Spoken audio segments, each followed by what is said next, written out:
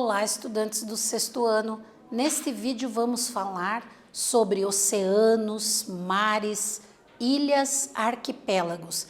Que características gerais estabelecem diferenças entre esses quatro elementos? Então, o que são os oceanos? O que são os mares? Por que nós fazemos diferença? Por que estabelecemos diferenças entre eles?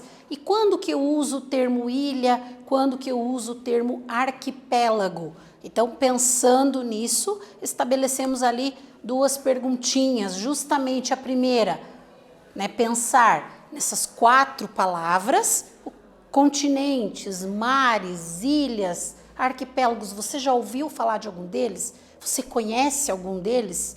Qual é a relação que você tem com essas palavras estabelecidas aqui?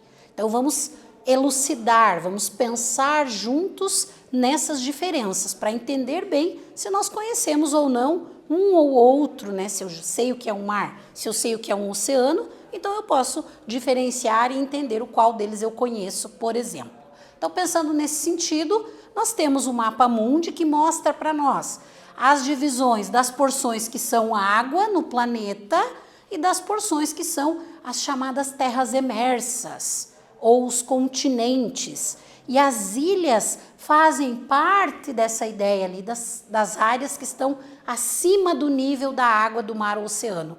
Então, tudo que está acima do nível da água do mar ou oceano, a gente diz que são terras emersas, divididas em duas características. Uma que são os continentes, as grandes porções de terras, e as menores que nós chamamos de ilhas ou de arquipélagos. Depois nós vamos entender o porquê dessa divisão. E aí nós temos os oceanos, que são as grandes porções de água do nosso planeta. Existe uma divisão dessas águas, dos oceanos. Então nós temos quatro grandes porções de águas no planeta.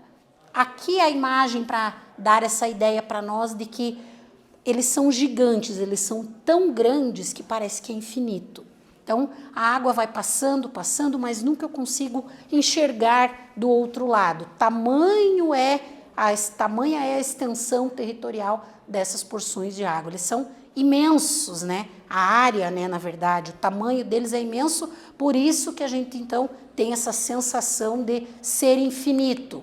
E aí, na divisão estabelecida dessas águas, nós temos ali o Oceano Atlântico, que está entre a África, a Europa e a América. E usando a linha do Equador, ele é dividido em Atlântico Norte e Atlântico Sul. É o oceano que margeia o Brasil. Então, as praias brasileiras são formadas pelo Oceano Atlântico. E ele tem ali uma importância, principalmente na navegação marítima. A sua área é de mais de 100 milhões de quilômetros quadrados.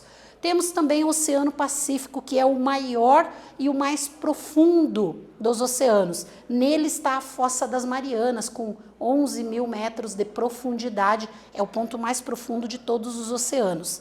É extremamente grande e está ali entre a Ásia, a Oceania e a América também. É um oceano também importante para a navegação marítima, Temos o Oceano Índico, que ocupa ali, corresponde a 20% da superfície terrestre. Ele está entre a África, a Ásia e a Oceania, e ao sul aqui a Antártida.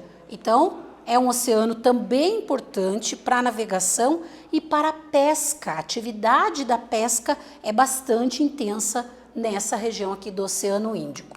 Temos o Oceano Ártico, que fica na região polar ártica. Ele é frio, algumas partes dele, então as temperaturas são muito baixas e por isso nós vamos ter a formação de gelo nesse oceano, que é uma característica diferente dos outros, Aqui nós vamos ter os mares. Então, o que são os mares? Porque são diferentes dos oceanos.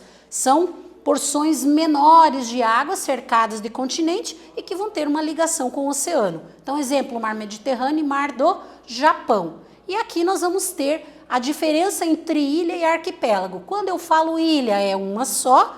Quando eu falo arquipélago, é o conjunto, então, de várias ilhas ali formadas. Nesse vídeo nós falamos sobre os continentes, sobre os mares, oceanos, as ilhas e os arquipélagos. Espero que vocês tenham gostado. Até breve.